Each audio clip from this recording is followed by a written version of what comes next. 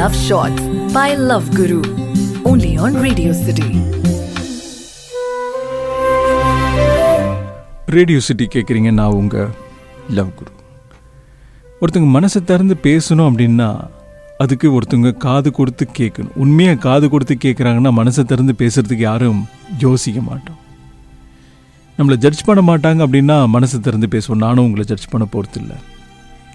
நீங்கள் மனசை திறந்து பேசுங்க. இது ரேடியோ சிட்டி, நான் உங்கள் லவ் குரு. நம்ம கூட சித்தார்த் இருக்காரு. வணக்கம் சித்தார்த். வணக்கம் லவ் குரு. சொல்லுங்க சித்தார்த், உங்க மனசை திறந்து பேசலாம். டிசம்பர் 3rd 2022 காலேஜில் வந்துட்டு ஃபர்ஸ்ட் இயரில் வந்து டீ குடிச்சிட்டு இருக்கும்போது அந்த ஒயிட் சுடிதாரில் பார்த்தேன். ஓகே.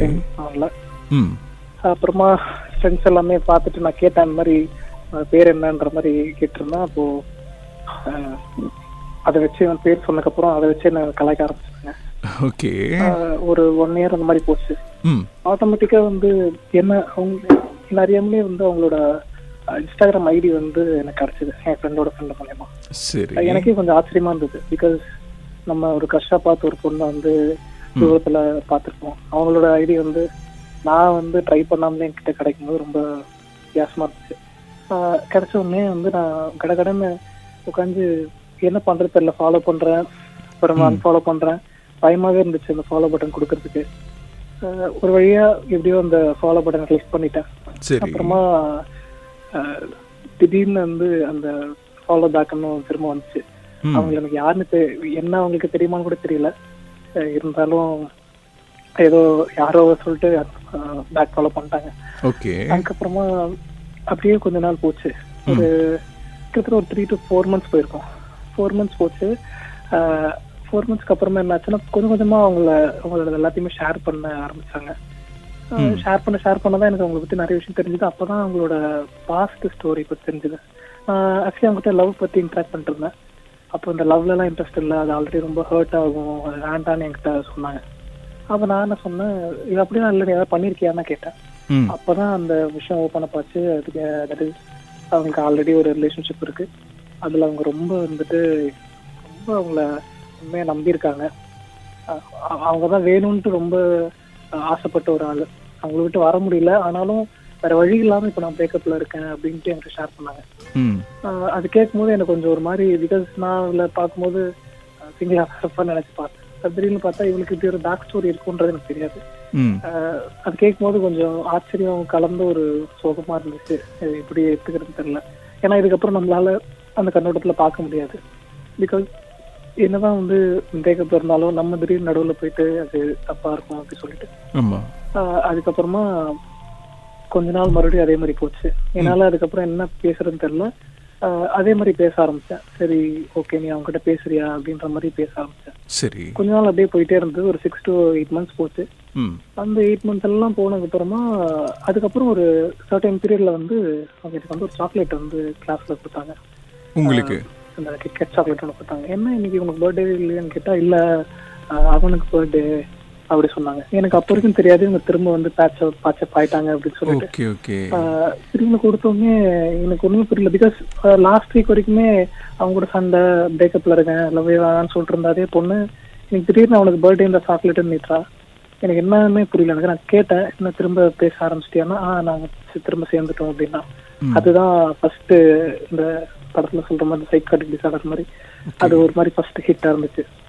அதுக்கப்புறமா கொஞ்ச நாள் கழிச்சு, கொஞ்ச நாள் இல்ல ஒரு ஃபியூ மந்த்ஸ்ல யாருக்குமே தெரியாது. அவனோட ஃப்ரெண்ட் சர்க்கிள், என்னோட ஃப்ரெண்ட் சர்க்கிள் 2 பேருமே ஃப்ரெண்ட்ஸ் தான். ஸோ எல்லாருமே ஒரே கேங்கா தான் இருப்போம். திடீர்னு பார்த்தா எங்க யாருக்குமே இந்த விஷயம் தெரியாது. Jan 24th நினைக்கிறேன் கரெக்டா. அந்த டேட் கூட ஞாபகம் இருக்கு எனக்கு. அன்னைக்கு நைட் என்னோட ஃப்ரெண்ட்ஸ் எல்லாம் கான்ஃபரன்ஸ் கால் இருந்தோம். அன்னைக்கு என்னோட செமஸ்டர் ரிசல்ட் ஆக்சுவலி அன்னைக்கு. அந்த டென்ஷன்ல அப்படியே பேசிட்டே இருந்தேன், எப்போ வரும் ரிசல்ட்ன்ட்டு. அப்போ திடீர்னு என் ஃப்ரெண்ட் என்ன பண்ணானா, இந்த ஒரு விஷயத்த சொன்னா. இந்த மாதிரி அவ வீட்டுல இருந்து காணுமா, என்னோட ஃப்ரெண்டு எனக்கு கால் பண்ணா, இந்த மாதிரி வந்து அவ வீட்டை விட்டு போயிட்டாலாம் அப்படின்னு சொல்லிட்டு. அப்படியே மனசுல உடைஞ்சு போயிருக்கோம்ல. ஐயோ கண்டிப்பா ஒரு மாதிரி எனக்கு அந்த டைம்ல உடையறத தாண்டி ரொம்ப ஆச்சரியமா இருந்தது. பிகாஸ் இப்படி ஒரு பர்சன் இந்த மாதிரி ஒரு விஷயத்த பண்ணுவாங்கன்றது எனக்கு நான் எக்ஸ்பெக்ட் பண்ணல. அப்ப அந்த அளவுக்கு அவங்க அந்த பர்சனை லவ் பண்ணிருக்காங்கல்ல, அது புரிஞ்சுக்க முடியுதா?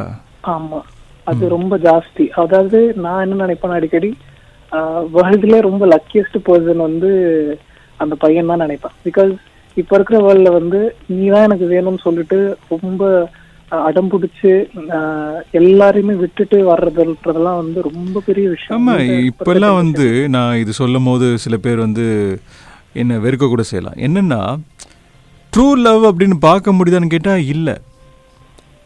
பல பேர் வந்து ஜென்சி டேர்ம்ஸ் அப்படின்னு சொல்லிட்டு நிறைய விஷயங்களை வச்சுக்கிட்டு போகிறாங்க. சில பேர்லாம் லவ்வே வேணாங்க, சும்மா நாங்கள் பேசினா போதும், பழகினா போதும், இப்படி இருந்தால் போதும், அப்படி இருந்தால் போதும் அப்படின்னு சொல்கிறாங்க.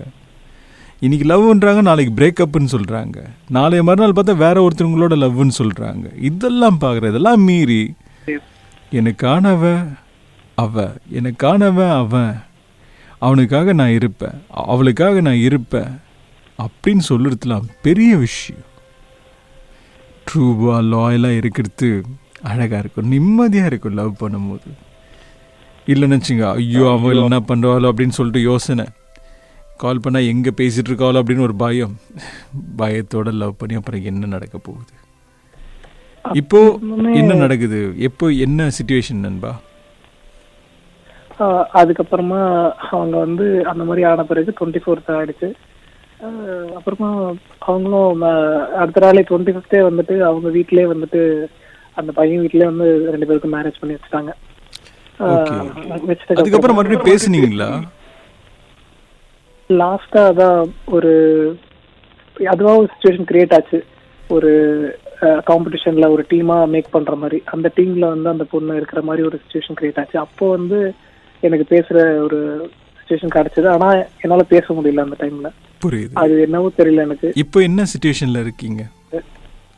ஆமா, அவளே எனக்கு டெக்ஸ்ட் பண்ணா, நீ ஏன் வந்து ஃபர்ஸ்ட் மாதிரி பேச மாட்டேற, மற்றவங்ககிட்டலாம் பேச, அதாவது அந்த டீம்ல இருந்த மற்ற ஃப்ரெண்ட்ஸ் அவங்ககிட்டலாம் பேசுறேன், நானும் ஃப்ரெண்டு தானே, நீ ஏன் வந்து என்கிட்ட வந்து பேச மாட்டேற அப்படி கேட்டதுக்கு நான் எனக்கு அப்ப என்ன சொல்றது தெரியல. இல்ல ஃபர்ஸ்ட் மாதிரி என்னால பேச முடியல, சாரின்னு நான் சொல்லிட்டேன். நீங்கள் என்ன பண்ணணுன்னா மறுபடியும் அவங்ககிட்ட பேசுங்க, ஒரு ஃப்ரெண்ட்லியாக இருங்க, எப்போவுமே சப்போர்ட் பண்ணுற மாதிரி ஒரு ஃப்ரெண்ட்லியாக இருங்க, நல்ல ஒரு ஃப்ரெண்டாக இருந்தீங்கன்னா போதும், அது அவங்களுக்கே சந்தோஷமாக இருக்கும். உங்கள் பகிர்வுக்கு ரொம்ப நன்றி. இதுதான் நான் சொல்ல வருது. அதே மாதிரி உங்கள் லைஃப்பில் உங்களை தேடி ஒருத்தவங்க வருவாங்க, அது வரைக்கும் பொறுமையாக இருங்க. லைஃப்பை ஒவ்வொரு தினமும் என்ஜாய் பண்ணுங்கள். இது ரேடியோ சிட்டி, நான் உங்கள் லவ் குரு.